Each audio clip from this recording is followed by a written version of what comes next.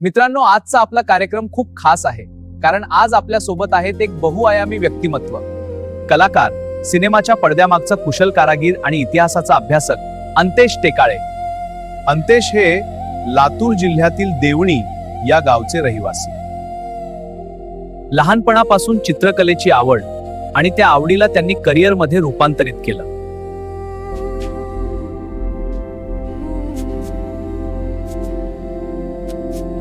ते एक उत्कृष्ट चित्रकार आर्टिस्ट आहेत आणि त्याचबरोबर हिंदी आणि मराठी चित्रपट सृष्टीत असिस्टंट डायरेक्टर आणि आर्ट डायरेक्टर म्हणून त्यांनी महत्त्वपूर्ण काम केलं आहे. त्यांनी काम केलेल्या चित्रपटांमध्ये okay team, let's get the shields in position quickly now. Levels are good. Antesh, ready when you are. Good. Stand by. Bodyguard, Zindagi, Paroksh, दिल के अरमान, एक होते गाव, मयेची सवाली, माहेर, माझ्या आजी आजोबा अशा अनेक चित्रपटांचा समावेश आहे. चित्रकला, सिनेमा आणि इतिहास या तिन्ही क्षेत्रांचा सुंदर संगम म्हणजे अंतेश टेकाळे. वाचनाची प्रचंड आवड आणि इतिहासाचा सखोल अभ्यास यामुळे आज धर्मवीर संभाजी महाराज ते अत्यंत अभ्यासपूर्ण माहिती देणार आहेत. अंतेश जी, आपल्या कार्यक्रमात मनपूर्वक स्वागत. धन्यवाद विनोद जी आणि सर्व श्रोत्यांना नमस्कार. आजच्या आपल्या खास इतिहास मालिकेत आपण बोलणार आहोत स्वराज्याचे दुसरे छत्रपती, अदम्य धैर्याचे प्रतीक धर्मवीर छत्रपती संभाजी महाराज यांच्याविषयी. संभाजी महाराज म्हणजे फक्त योद्धा नाहीत, ते विद्वान, कवी, रणकीर आणि धर्मरक्षक होते.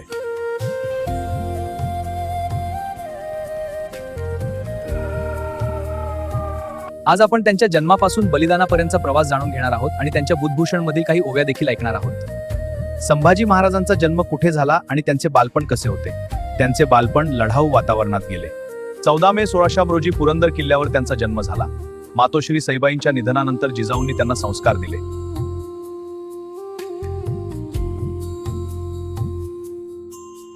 लहानपणापासून तलवारबाजी, धनुर्विद्या, घोडेस्वारी, राज्यशास्त्र सर्व शिक्षण त्यांना मिळाले.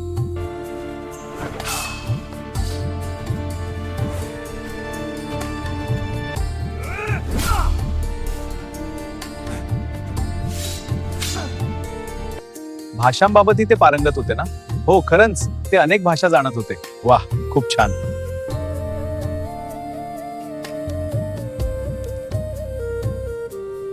हो, संस्कृत, मराठी, हिंदी, फारसी इतक्या भाषा त्यांना अवगत होत्या.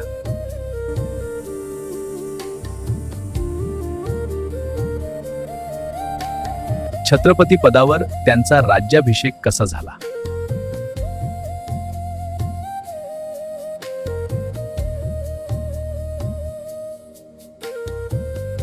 छत्रपती शिवाजी महाराज यांच्या निधनानंतर 1681 मध्ये संभाजी महाराज सिंहासनावर बसले. तेव्हा परिस्थिती अत्यंत कठीण होती. घरातील मतभेद, बाहेर औरंगजेबाचा प्रचंड धोका. म्हणजे सुरुवातीलाच संघर्ष.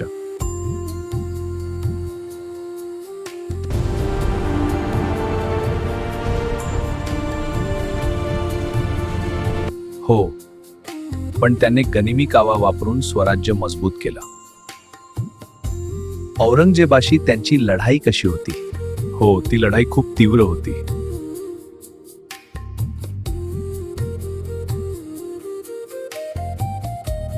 औरंगजेब स्वतः दक्षिणेत आला. त्याच्याकडे लाखो फौज होती, पण संभाजी महाराजांनी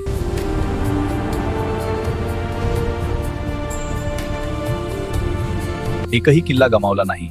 गनिमी कावा वापरला. मुघल, सिद्धी, पोर्तुगीज, इंग्रज सर्वांशी एकाच वेळी लढा दिला.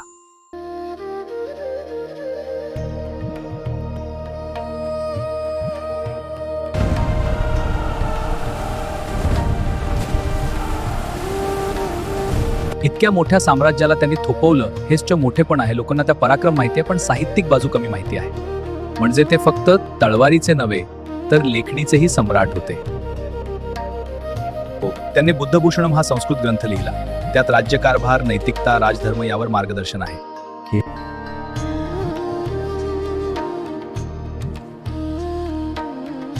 राजा धर्मेण भूमिं पालयेत.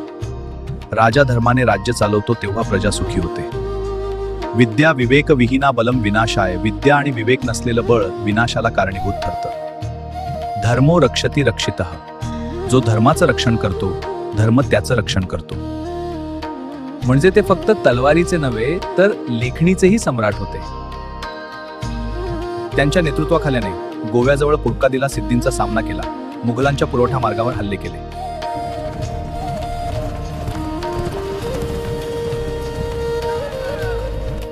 ते खरे रणधुरंधर होते. त्यांच्या पकडण्यामागे काय घडलं?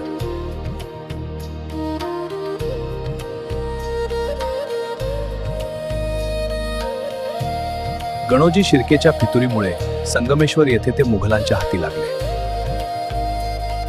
हा इतिहासातील सर्वात वेदनादायक प्रसंग आहे. 11 मार्च 1686 औरंगजेबाने अमानुष छळ केला. धर्मांतराचा प्रस्ताव दिला, पण त्यांनी ठाम नकार दिला.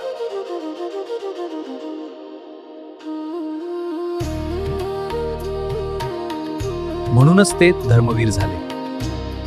त्यांच्या बलिदानाने मराठा साम्राज्यात नवी बल आले. औरंगजेब 25 वर्षे दक्षिण अडकून राहिला, पण स्वराज्य नष्ट करू शकला नाही.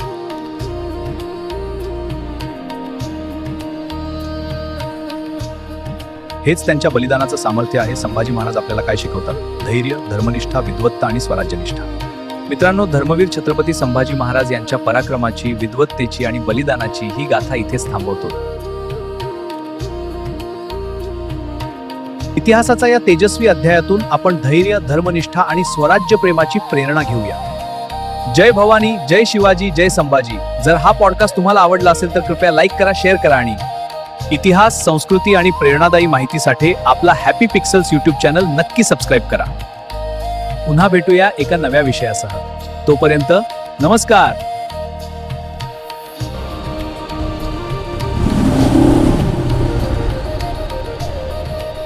मराठा साम्राज्याचा इतिहास केवळ युद्धांबद्दल नाही, तर प्रशासकीय दूरदर्शीपणा आणि सांस्कृतिक जतनाबद्दल आहे.